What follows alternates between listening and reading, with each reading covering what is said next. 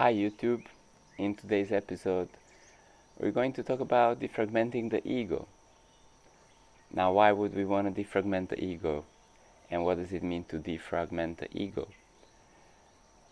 If we had a spiritual awakening, it is a realization that everything is one, and then there is also the next level of samadhi where nothing is real. So it would usually look, it's different for every single individual, but it would usually look like this. Everything is one, is some state of superconsciousness where there is still phenomena, but we might be seeing different dimensions, and in these higher dimensions everything is interconnected. So we call it superconsciousness, and then we understand that there is this infinite God mind and that we are one with that. On the level of nothing is real, really it's the void of phenomena, and this is usually called in traditions Brahman. Now today we can call it also 0 point, or the quantum substratum from which everything arises. Now, these are sort of final realizations that come from when we are immersed in this reality and we have this experience of enlightenment or awakening. These are sort of final realizations. There are many worlds that exist even beyond this, but the principle of emanated everything and the substratum nothing is sort of existing in those worlds too, and it is kind of the one thing that does not really change throughout the universes. So we will not go really beyond this universe in this video, but we're going to talk about the functionality and the design of this universe. In order to experience itself as many, the one, which is you, and that's me, that you, me, whoever, self, we call it self, it is really one. So to have this multiplayer simulation, the one needs to sort of become many separated individuals. So the architecture of the simulation is created where the soul is copy-pasted in infinite iterations. So there is infinite souls. Now these infinite souls inside of each soul bubble contain their individuality. Individuality is simply the memory of everything that soul, and all souls in essence are one, so they're just copy-paste, like in a computer if you copy-paste an object. So they are basically identical, but then in each cell, in each soul bubble is contained the memory of that individuality. So say for example, your soul comes into this world in a certain place and time, and then has some type of experiences, and then you will have the energetic memory of that. And then you may take another lifetime and you will have an energetic memory of that stored in your cell or your soul bubble. And for me, my individual soul has maybe come in a different place and time, and then I'm collecting different memories. So even though we have unique memories, all of these memories are created from the same basic building blocks. There is 12 archetypes, which we call the logos of this universe, and if you look at astrology, these are the 12 signs. If you look at the divine pantheons that are described in the previous eras, these are the 12 gods of the pantheon, etc. So basically every single experience that we have is a complex rendering of these 12 different moods of existence. So even though we might have different individual memory, the patterns of our experiencing are always the same archetypal patterns. So we can understand each other and relate to each other on a feeling, even though we might speak a different language. We all know what love means, we all know what separation means, we all know what it means to come somewhere and, for example, see somebody that you haven't seen for a long time and you rejoice. And you say you're missing someone, right? Because it's all about things first from one becoming two and then coming back together and then multiplying. And so these arrangements we call the archetypal arrangements, and we can also explore them through mathematics. We can explore them through any science, whether that is music, musical arrangements, harmonies, mathematics, or spirituality, or even something that is very down to earth. Whatever is created in this experience is created from these very basic moods, or these very basic types of arranging the one into two and the two into many. So when we come to the level of our human life, we are this soul that is transcendent of this body. And then as this soul, we have many memories.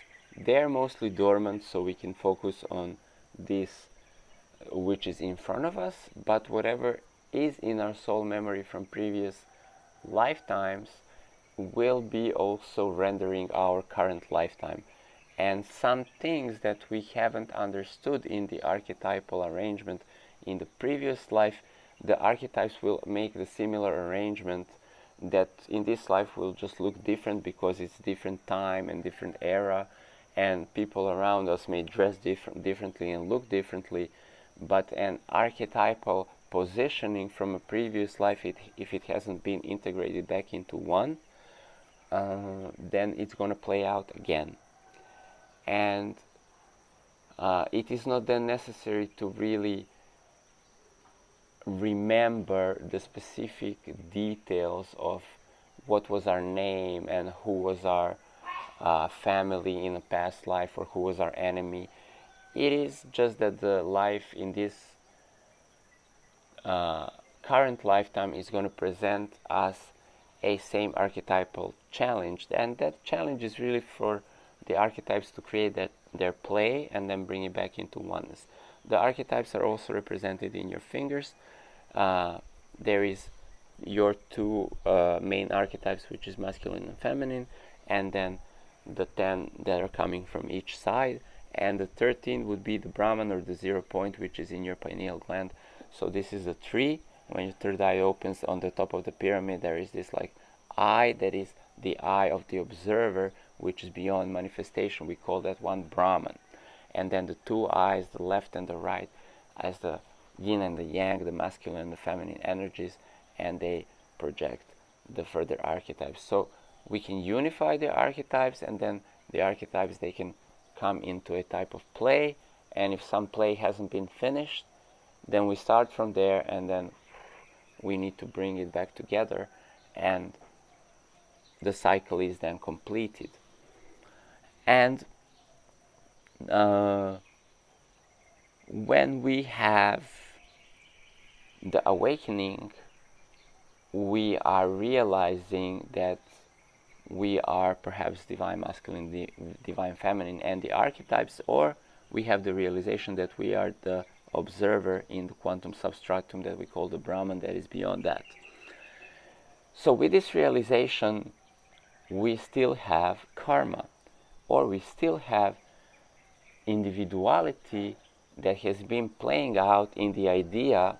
When we split from the one and we go into the archetypal roles, then we become in the Jungian terms, the sage, the artist, the rebel, the ruler, the ordinary man, etc. So we will become identified with one of these fingers, right? In the motion of archetypes, our individuality becomes this finger, and then it's going here to do something, learn something, then becomes this one.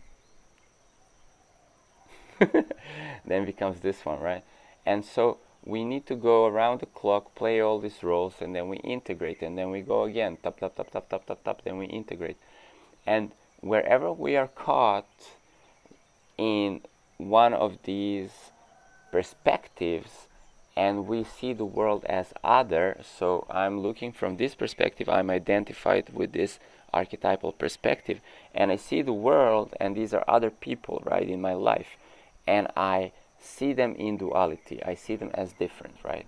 So this is then recorded as karma, because I need to actually talk to them and see each of their unique perspectives, so I can unify all of these perspectives, and then I am the one beyond all perspectives. This is why we simply have karma. Karma is not something that is like somebody is gonna judge us, but we need to take individual perspectives and then create the whole perspective from each individual perspective. So we need to see the world from all of the perspectives round the clock, right? The clock has the 12 hours, and each hour has a different mood astrologically. So when we go around the clock, we can integrate our day. And this is also true if we have lovers or enemies, and sometimes, you know, our lovers can also be our enemies, because there is a friction, because we perceive through duality. So we perceive through this identification that I am seeing the world from this side, and then this other me is seeing the world from that side, and we in duality may come and create some friction between our perspectives. That is, if we don't open up to include each other's perspective, and sometimes we just don't understand another's perspective, so they may feel like an enemy. Of course, in the end, all is one, and our enemies and our lovers are all us offering that complementary perspective, so the play of the many, the simulation of the multiplayer, can actually unfold. And therefore our karma is simply our individuality, and my unique individuality. If I want to go back to Brahman, if I want to complete my karma, then I need to go and see the perspectives that I might have played out in some arrangements in the past, where I haven't unified that perspective of the other as myself.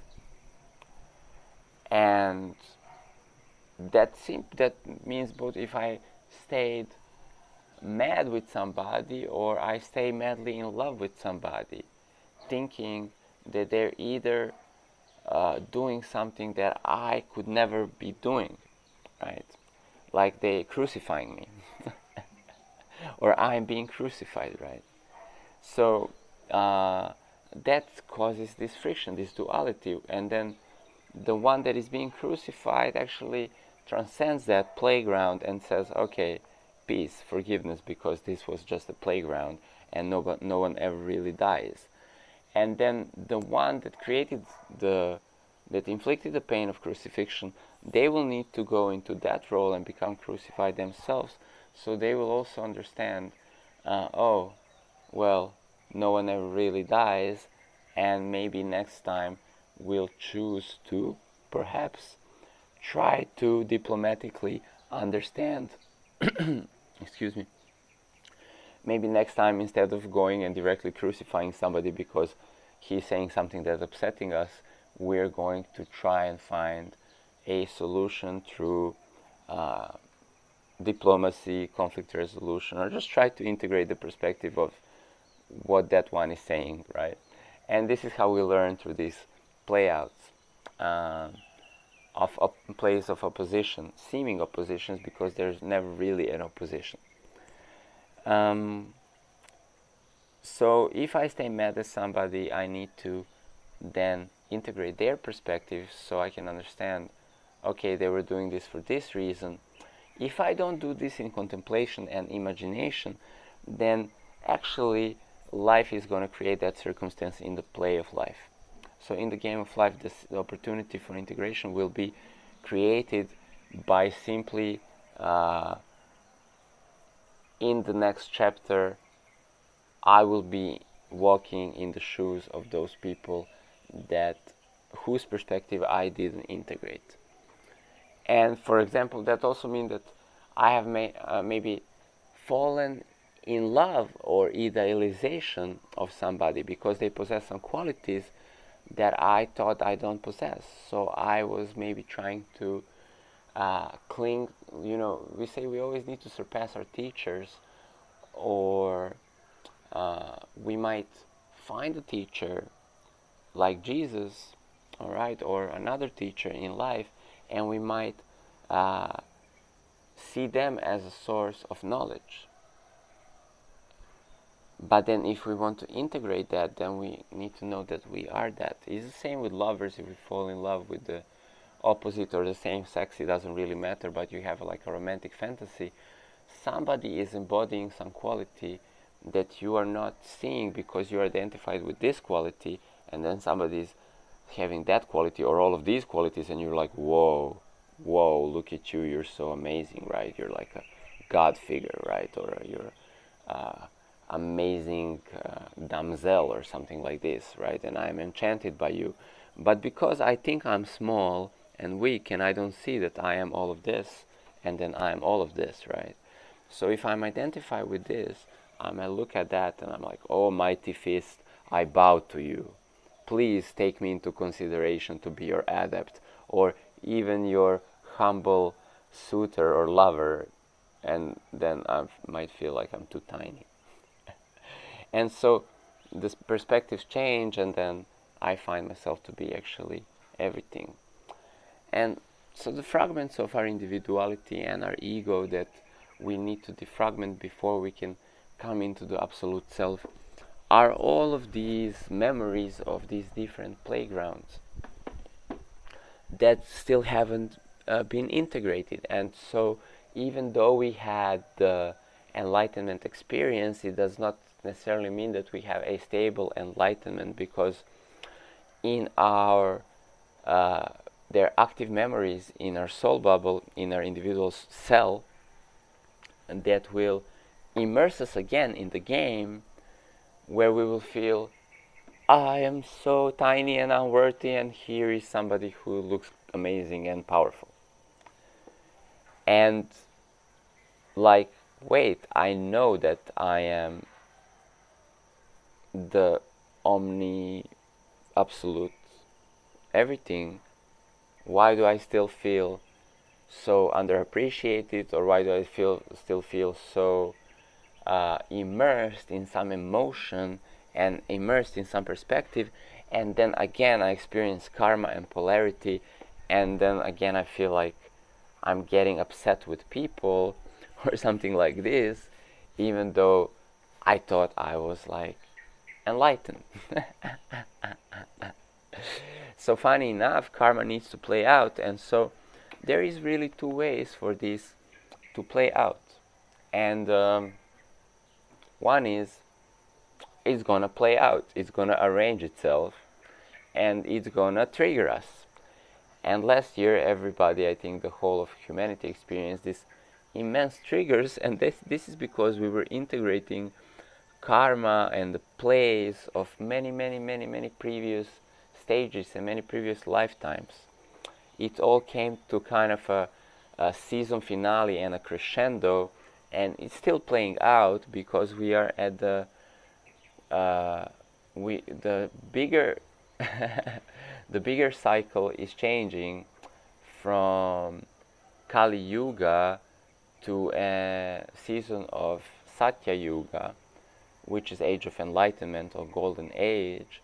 So many lifetimes are coming to a crescendo, and then simply it was like we're getting triggered and we cannot even figure it out. And triggers really mean that we're getting emotionally upset. over little things, or they're great things, and our world is kind of shaken up and everything is in some sort of Armageddon scenario. And this is really a season finale and a rebirth thing, so all of our previous karmas are finishing all at once, and there are many lifetimes that are coming for integration, and then everything is being played out in this stage. And so yeah, it does kind of feel dramatic. And there's then another way.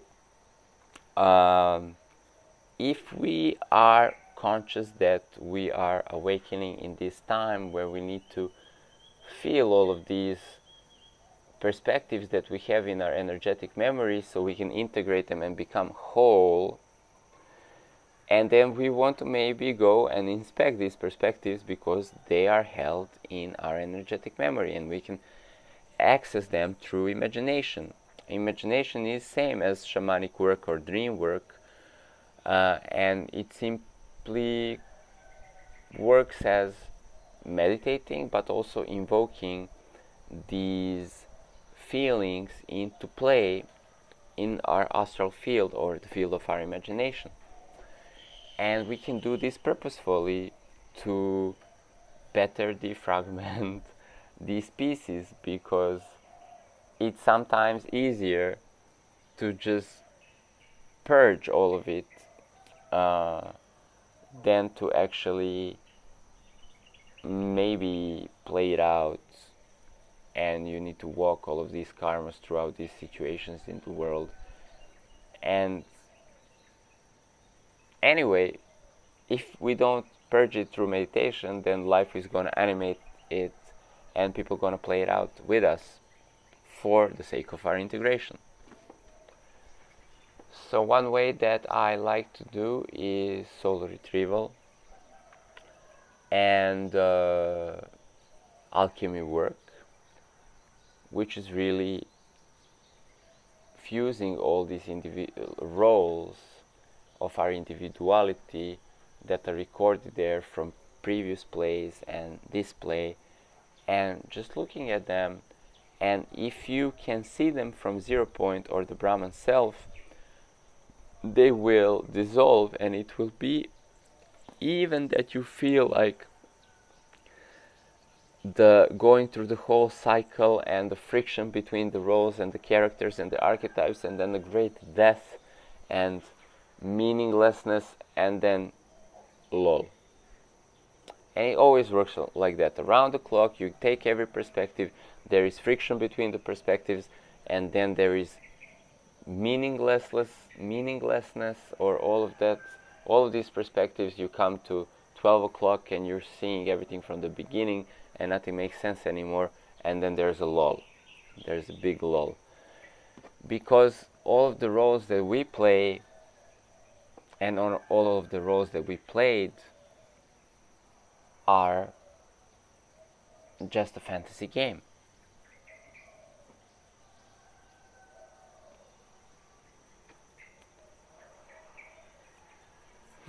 So there we go.